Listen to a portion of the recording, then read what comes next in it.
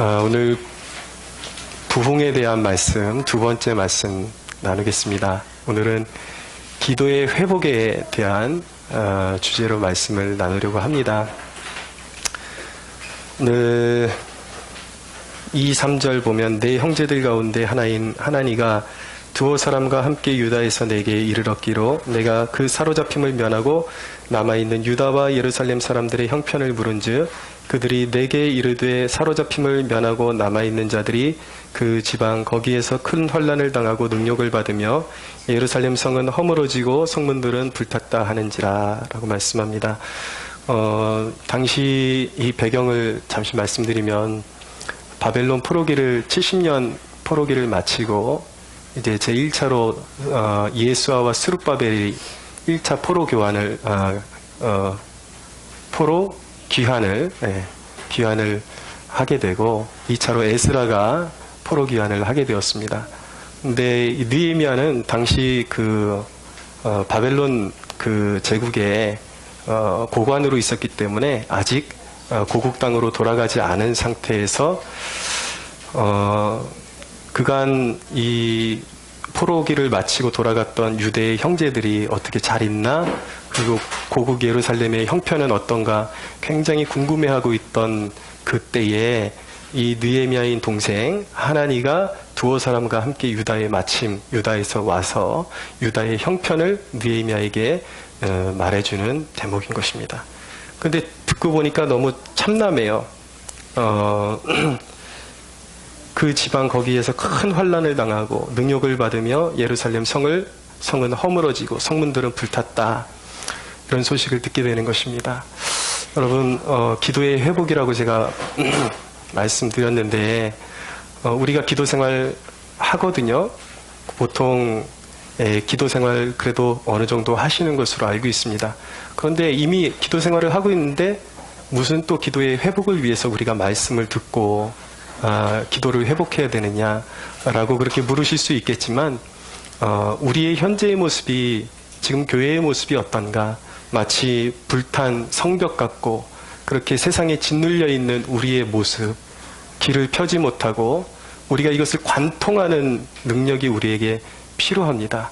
기도하긴 하는데 맨날 환경에 눌려가지고 기도하니까 마치 우리의 기도가 이제 불을 다 지피고 난 다음에 이제 사그러다가 들어가는 화롯불 같은, 이제 모락모락 이렇게 불씨는 살아있지만 이제 곧 꺼지게 생긴, 캠핑 가서 열심히 이제 고기 구워 먹고 남은 불들이 이제 소멸되어가는 그 모습을 보면 그 모습이 마치 우리의 기도의 모습 같지 않나, 그런 생각을 하게 됩니다.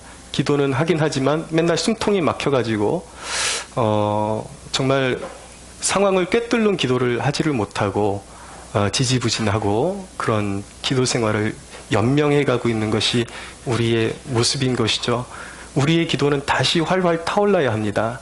그래서 다시 그냥 그 불꽃에다가 고구마만 데펴가지고 먹을 정도의 불꽃이 우리에게 필요한 것이 아니라 재물을 살라서 하나님 앞에 올려드릴 수 있는 강렬한 불이 우리에게 회복되어져야 하는 것입니다.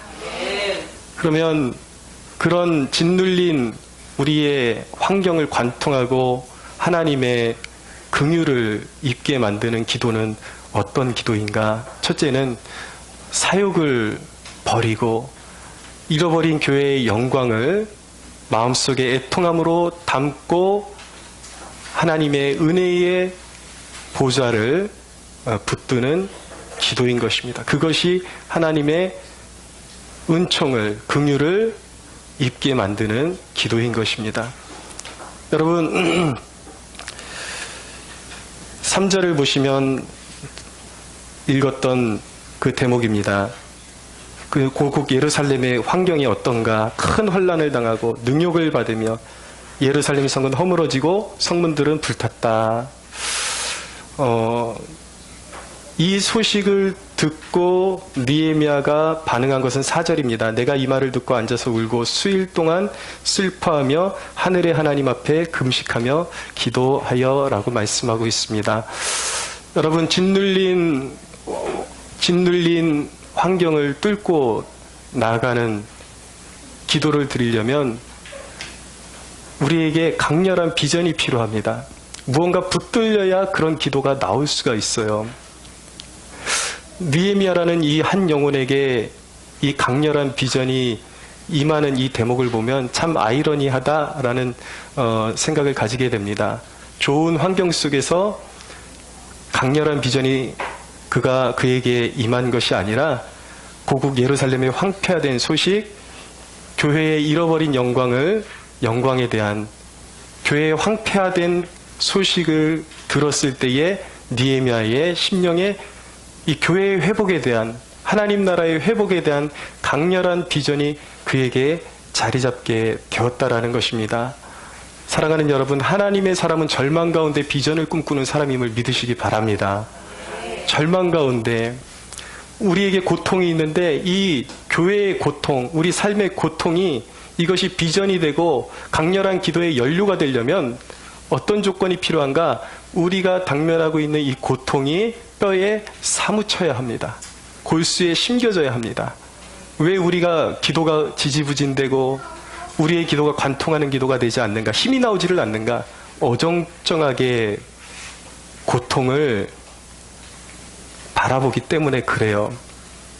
오늘날 한국교회의 이런 비참한 모습들, 우리 교회의 그런 어려운 상황들을 우리 여러 성도들하고 나눴는데, 이 고통이, 교회의 고통이 우리의 골수에 사무치고 뼈에 사무쳐야 그것이 강렬한 비전이 될 수가 있는 것입니다.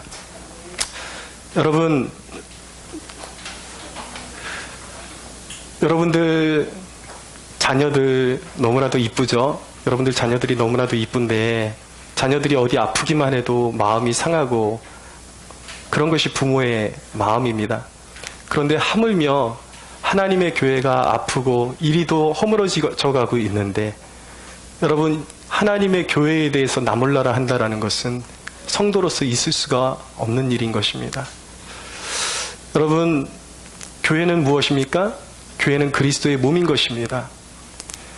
교회는 은혜의 젖줄기예요. 우리 성도들이 어디서 은혜를 공급받고 이 땅을 살아가며 축복을 누리면서 살아가는 것입니까? 여러분들이 누리고 있는 삶의 혜택들, 그 축복들 다 어디서 나오는 것입니까? 우리가 하나님의 자녀이기 때문에 바로 하나님의 보좌로부터 나오는 것입니다. 그리스도의 교회로부터, 몸된 교회로부터 축복의 강물이 여러분들에게 흘러가고 있는 것입니다.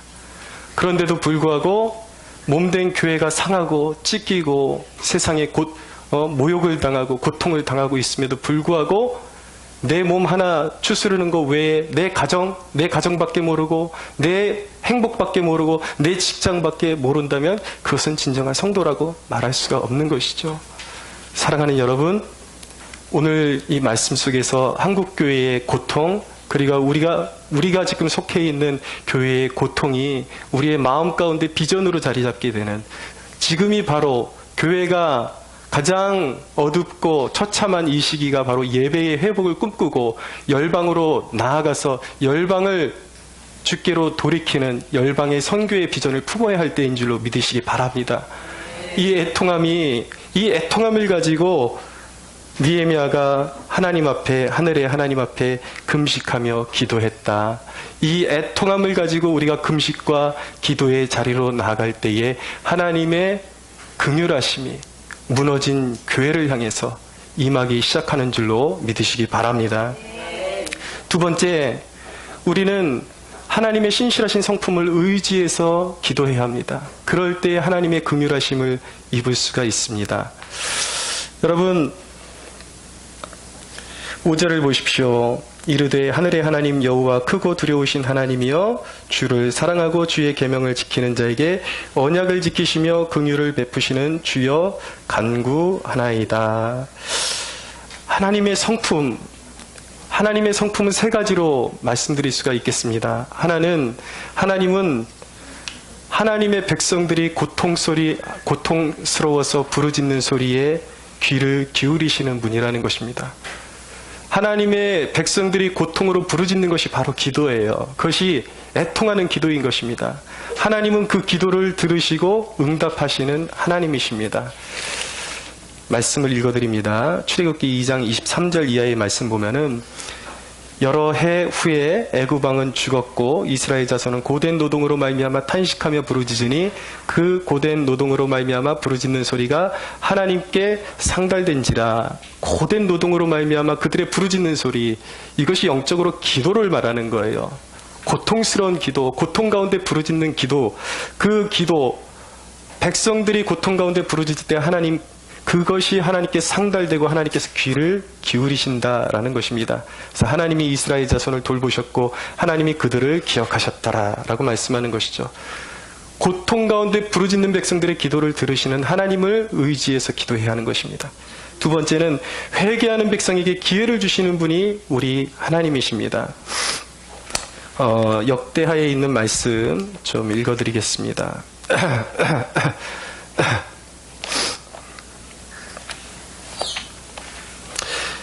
역대하 7장 13절에 15절 보면 혹 내가 하늘을 닫고 비를 내리지 아니하거나 혹 메뚜기들에게 토산을 먹게 하거나 혹 전염병이 내 백성 가운데 유행하게 할 때에 내 이름으로 일컫는 내 백성이 그들의 악한 길에서 떠나 스스로 낮추고 기도하여 내 얼굴을 찾으면 내가 하늘에서 듣고 그들의 죄를 사하고 그들의 땅을 고칠지라 라고 말씀하는 것입니다. 하나님의 백성들이 그들의 죄를 회개하고 돌아설 때에 하나님은 새로운 기회를 주시는 하나님이십니다. 그것이 하나님의 성품이에요. 하나님의 또 하나의 성품은 무엇이냐면 백성들이 간절함으로 도움을 구할 때에 반드시 도움을 허락하신다라는 것입니다. 예레미야 33장 2절에 3절에 보면 이를 행하시는 여호와 그것을 만들어 성취하시는 여호와 그의 이름을 여호와라 하는 이가 이같이 이르노라 너는 내게 부르짖으라 내가 내게 응답하겠고 내가 알지 못하는 크고 은밀한 일을 내게 보이리라 라고 말씀하는 것입니다. 곤고할 때에 모든 힘이 소진되고 영적인 어두움의 터널을 통과할 때에 너는 내게 부르짖으라. 내가 너의 도움이 될 것이고 내가 너의 갈 길을 가르쳐 보일 것이다. 우리에게 도움을 주시는 하나님, 이것이 바로 하나님의 성품입니다. 그래서 하나님은 백성들의 고통을 들으시고 그리고 회개하는 백성에게 기회를 주시는 분이시고 간절함으로 도움을 구하는 백성들에게 반드시 도움을 허락하시는 그것이 우리 하나님의 고유의 성품이라는 것. 느헤미야가 바로 막연하게 기도한 것이 아니라 하나님이 반드시 우리의 부르짖음을 들으신다. 나의 고통스러운 호소를 반드시 들으신다. 그분의 성품이 그것을 외면할 수 없고 자녀들의 고통을 외면하지 않으신다라는 그 성품을 의지해서 기도했을 때 하나님의 긍휼하심을 입을 수 있게 된 것입니다. 여러분, 하나님의 긍휼을 입는 기도는 바로 헌신하는 기도, 수고하는 기도인 것입니다. 6절을 보십시오. 이제 종이 주의 종들인 이스라엘 자손을 위하여 주야로 기도하오며 라고 말씀하고 있습니다. 그 고통이 비전이 되었을 때에 그냥 하나님이 역사를 일으켜 주시는 것이 아니에요. 하나님의 법칙은 무엇인가? 그 강렬한 비전, 그 교회의 고통을 보고 강렬하게 부르짖는 하나님의 자녀들의 기도를 통해서 하나님이 일하기 시작하신다라는 거예요. 근데 느헤미야가 하나님의 성품을 이해하고 거기서 멈춘 것이 아니라 주야로 기도했다라는 것입니다. 한 시대의 어두움을 물리치고 교회에 드리워진 어두움을 물리치는 데는 그냥 빈약한 기도로는 그 어두움을 물리칠 수가 없는 것입니다. 주야로 기도하는, 주야로 부르짖는 기도, 헌신하는 기도, 수고하는 기도를 통해서 대적의 견고한 지는 무너지게 되는 것입니다. 기도의 사람 가운데 오 할레스비라는 분이 있습니다. 영의 기도라는 책을 쓰신 분인데 이분이 기도에 대해서 이렇게 표현하신 것을 보았습니다. 기도라는 것은 마치 암벽을 깨뜨리는 작업과 같은 거라는 거예요. 중요한 아주 귀한 광물을 얻거나 아니면 어떤 큰 사업을 이루기 위해서는 암벽을 깨뜨려야 할 때가 있습니다. 그러면 어떻게 깨뜨려야 되는가?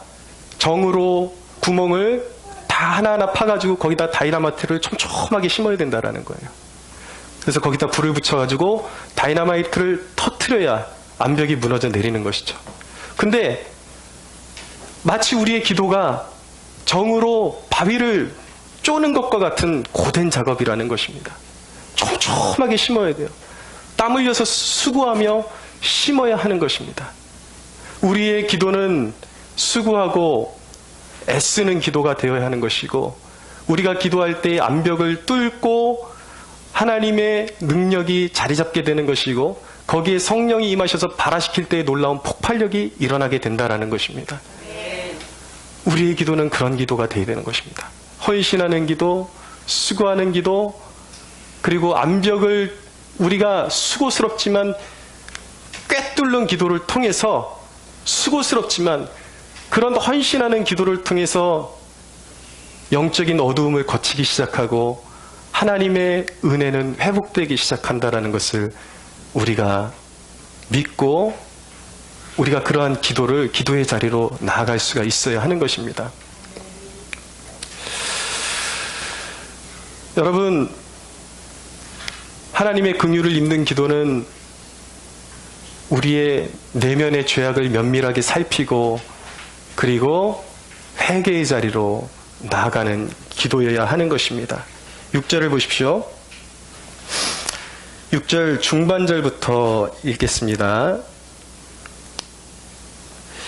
우리 이스라엘 자손이 주께 범죄한 죄들을 자복하오니 주는 귀를 기울이시며 눈을 여시사 종의 기도를 들으시옵소서. 나와 내 아버지의 집이 범죄하여 주를 향하여 크게 악을 행하여 주께서 주의 종 모세에게 명령하신 계명과 율례와 규례를 지키지 아니하였나이다 라고 말씀하는 것입니다. 여러분, 민족의 어두움, 교회의 어두움은 누구의 죄입니까?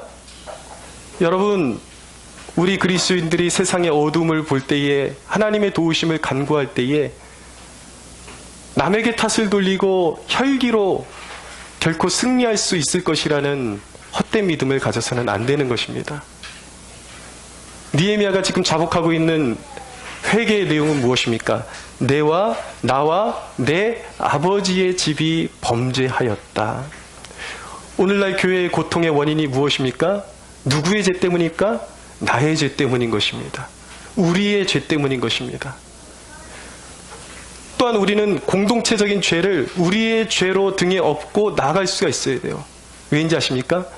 진정으로 아직까지 죄에 빠져있는 영혼들은, 그들은 죄의 각성을 할 수 있는 빛을 마음 가운데 지니고 있지를 못해요. 그러므로 누가 그 죄의 짐을 짊어지고 나가야 하는 것입니까? 그 죄를 깨닫고 있는, 깨어있는 우리가 그 죄의 짐을 짊어지고 나가야 하는 것입니다.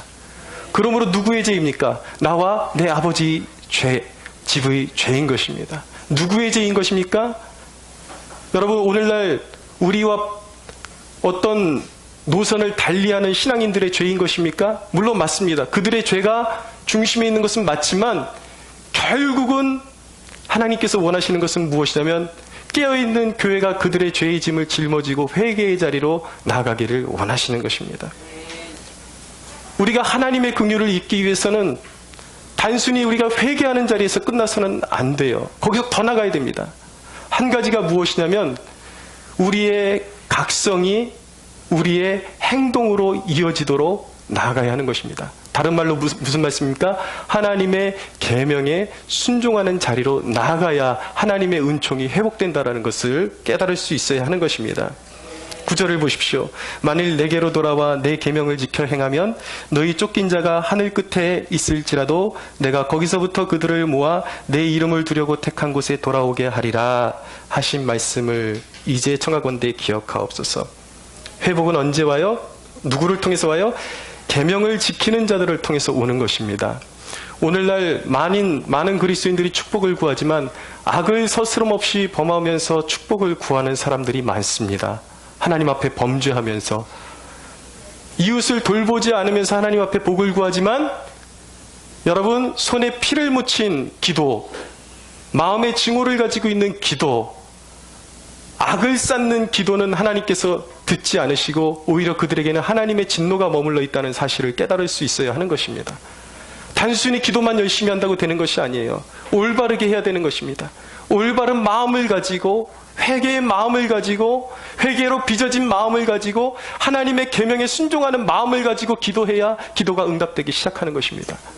여러분, 제가 단순히 누군가의 그 이야기를 가십거리로 만들고 싶은 것이 아니라 우리 삶의 역사에서 일어나는 실제적인 사건을 통해서 우리가 영적인 교훈을 받고 그것을 반면교사로 삼아서 우리의 신앙의 노선을 바로잡아야 되기 때문에 말씀드리는 거예요.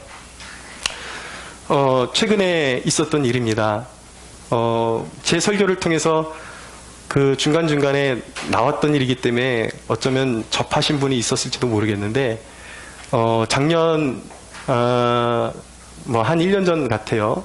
우리 이 건물의 2층에 이 카레집이 하나가 생겼어요. 근데 그 실제 인도 분들이 운영을 하시는 분이에요. 그 이 사장님의, 인도 사장님의 아내분은, 어떤 선교단체 출신의 그 선교사 분이십니다.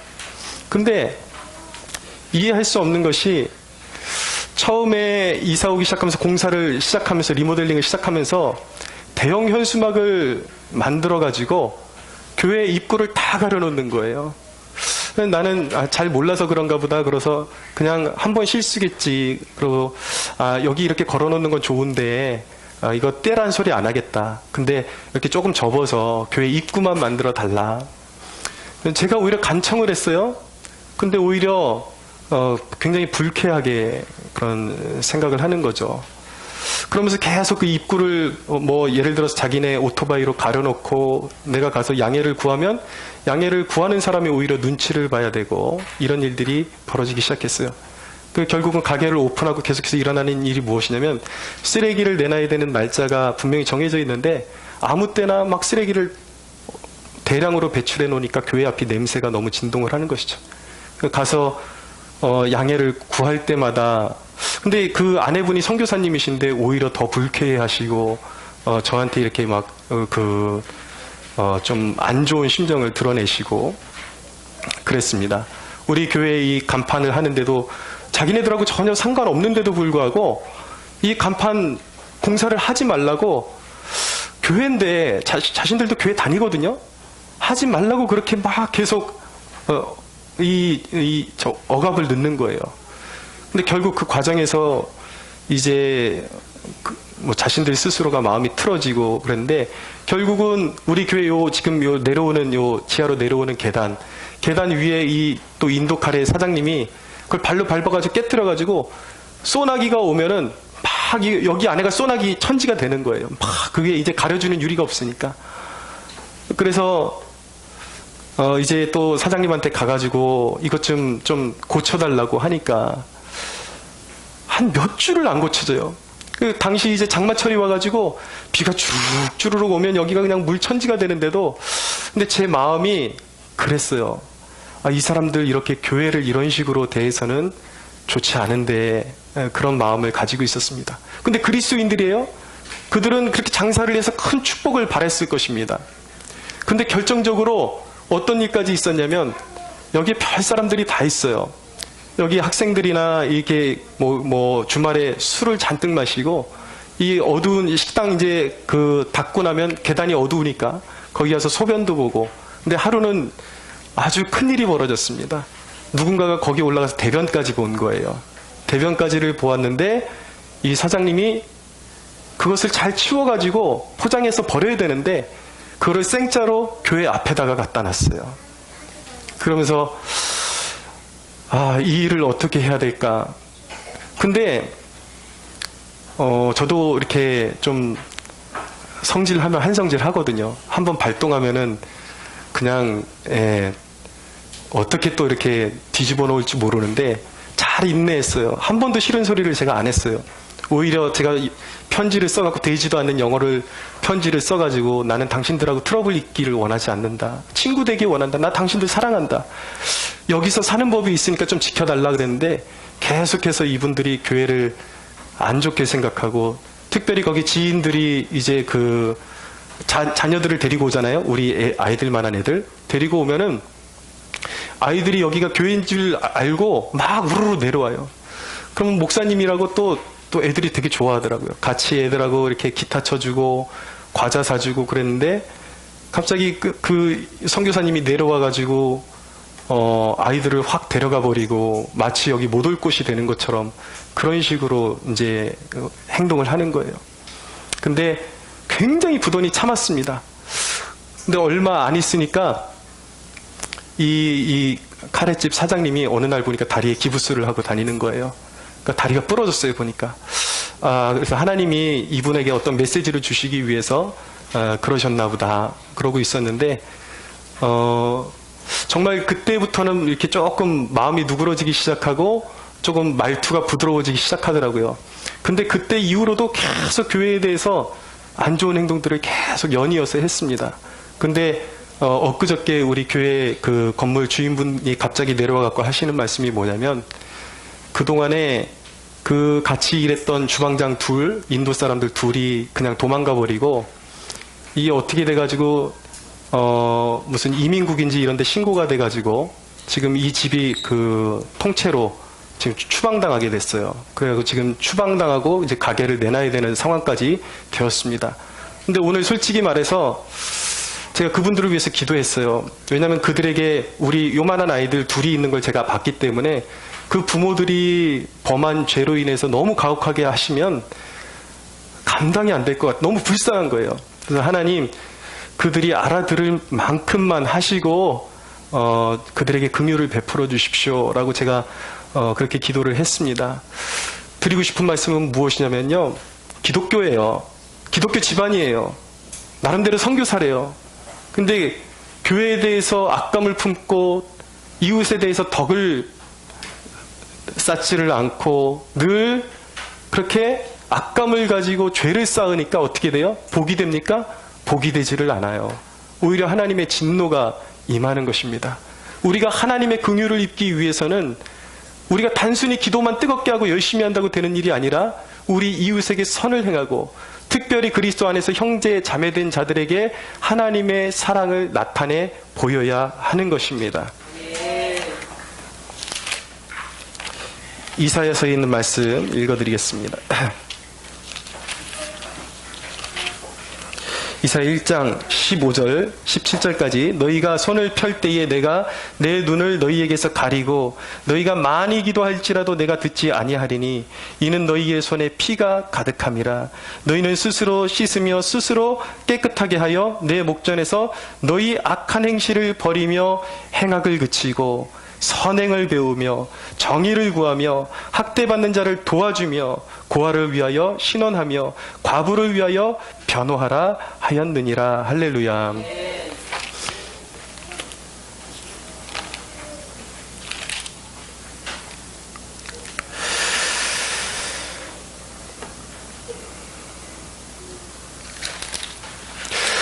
요한일서 3장 21절 이하는 이렇게 말씀합니다. 사랑하는 자들아, 만일 우리 마음이 우리를 책망할 것이 없으면 하나님 앞에서 담대함을 얻고 무엇이든지 원하는 바를 그에게서 받나니 이는 우리가 그의 계명을 지키고 그 앞에서 기뻐하는 것을 행함이라. 할렐루야.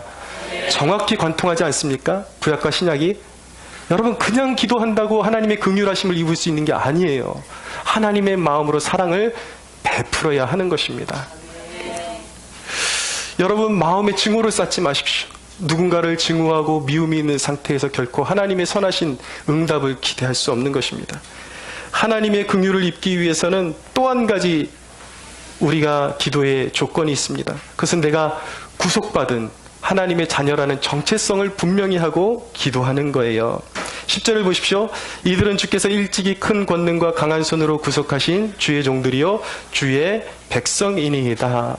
가끔 보면은 자기 기도는 응답이 안 된다는 사람들이 있어 기도해봤는데, 근데 묻고 싶은 것이 있습니다. 당신은 예수님의 보혈로 씻겨 있습니까? 예수님과 관계를 맺지 않고 결코 기도의 응답을 기대할 수 없습니다. 여러분, 우리가 또한 하나님 앞에 담대히 나가서 기도해야 되는 것은 하나님 앞에 하나님이 몰라서가 아니라 하나님이 그런 기도를 원하시기 때문이에요. 하나님이 어떤 기도를 원하시는가? 우리와 하나님과의 언약의 관계로, 그리스도의 피로 말미암아 언약의 관계로 묶여있는 것을 깨닫기를 원하시고 그것을 가지고 호소하기를 원하시는 것입니다. 우리가 이 부분을 기억하면서 기도해야 돼요. 하나님, 우리를 구원하실 때에, 이 교회를 세우실 때에 세상 가운데 비참하게 만드시기 위해서 우리를 구원하신 것 아니지 않습니까? 하나님 이 교회를 세우실 때에 비참하게 그냥 무너지라고 세운 것이 아니지 않습니까?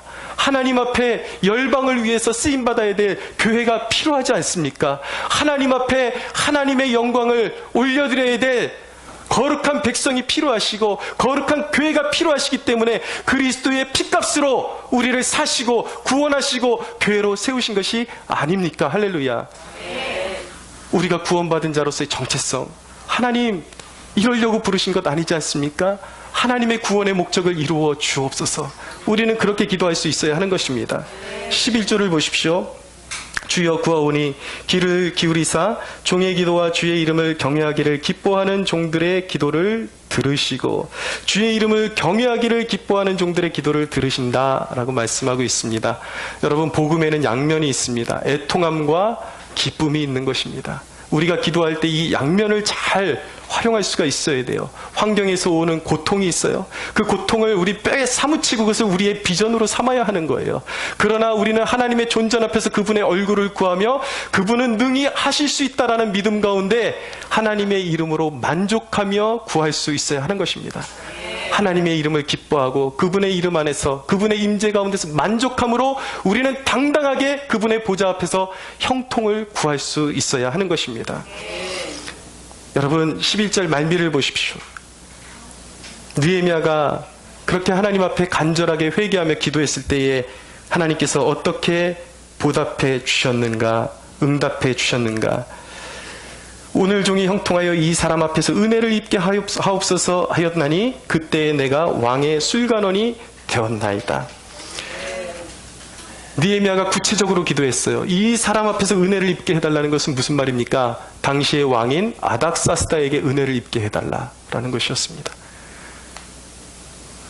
여러분, 그랬더니 왕의 술관원이 되었다라고 말씀하고 있습니다. 보통 사람들은 그렇게 생각할까요? 아, 느헤미야가 그래서 드디어 형통했구나, 높은 자리에 올랐구나. 그런데 오늘 성경이 말씀하는 형통했다라는 말씀은요, 그런 말씀이 아니에요. 느헤미야가 높은 자리에 올랐다라는 뜻이 아닙니다. 왜냐하면 느헤미야는 이미 바벨론 제국의 고관이었어요. 그러나 이 대목은 무엇이냐면 바로 고국, 무너진 교회, 무너진 예루살렘의 성벽을 재건할 수 있는 자원과 인력과 보호를 다 받을 수 있는 길이 열리게 되었다라는 것입니다. 하나님의 나라를 회복할 수 있는 문이 열렸다라는 거예요. 이 대목이 중요한 것입니다. 여러분들의 형통은 무엇을 위해서 구하는 형통입니까? 형통 자체는 나쁜 게 아니에요. 그것을 속물처럼 사용하는 사람이 나쁠 뿐인 것입니다. 하나님은 우리가 선한 의도를 가지고 형통의 길을 구하기를 원하십니다. 근데 여러분, 사람들 가운데는 그렇게 말하는 사람들이 있습니다. 너무 겸손해서 나는요, 그렇게 세상 가운데서 형통하고 세상의 그런 명예나 세상에서 그렇게 잘 되는 것 원치 않아요. 물론 부분적으로는 맞습니다. 우리 그리스도인은 세상을 사랑하는 사람들이 아니에요. 세상의 정욕과 안목의 정욕과 이생의 자랑을 우리는 거부하는 사람들입니다. 그런데 여러분, 우리가 하나님 앞에서 아무것도 구하지 않는다라는 것이 무엇을 의미할 수 있냐면 하나님 앞에 전혀 쓸모없는 사람이 될 수도 있다라는 것. 똑같은 재료이지만 하나님께 영광이 될 수도 있고 내가 그것을 속물처럼 사용할 때 이생의 자랑이 될 수도 있다라는 사실을 기억하십시오. 하나님은 우리가 어떤 사람이 되기를 원하시는가? 여러분, 우리는 하나님 아무것도 필요 없습니다가 아니라 무너진 교회를 위해서 내가 할 수 있는 일을 보여주옵소서.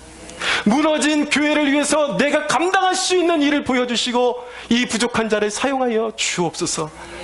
여러분, 그렇게 기도할 수 있는 사람이 되어야 하는 것입니다.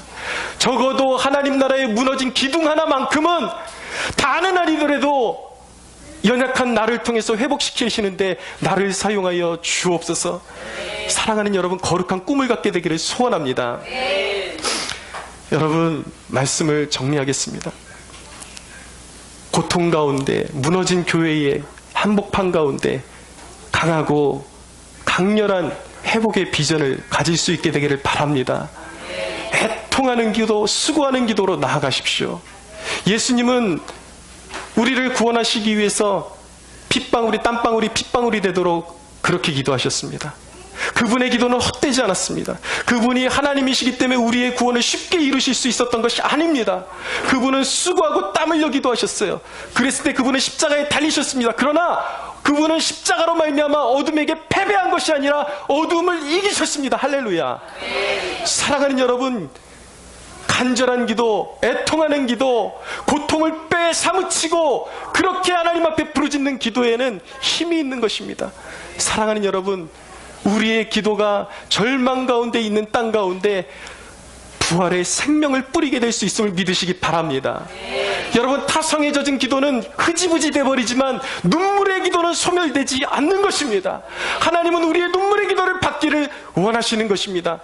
사랑하는 여러분, 우리의 형식적인 기도 생활이 회복되어지고 하나님의 긍휼을 입는 기도로 우리가 온전히 우리의 기도 생활을 회복함으로 말미암아 우리의 기도의 불씨가 타올라서 우리의 헌신이 정말 민족과 열방을 하나님 앞에 올려드릴 수 있는 강렬한 불이 되게 해달라고 간구할 수 있는 그런 기도자들이 되기를 주 예수의 이름으로 축원합니다. 우리 하나님께 영광의 박수 올려드리겠습니다.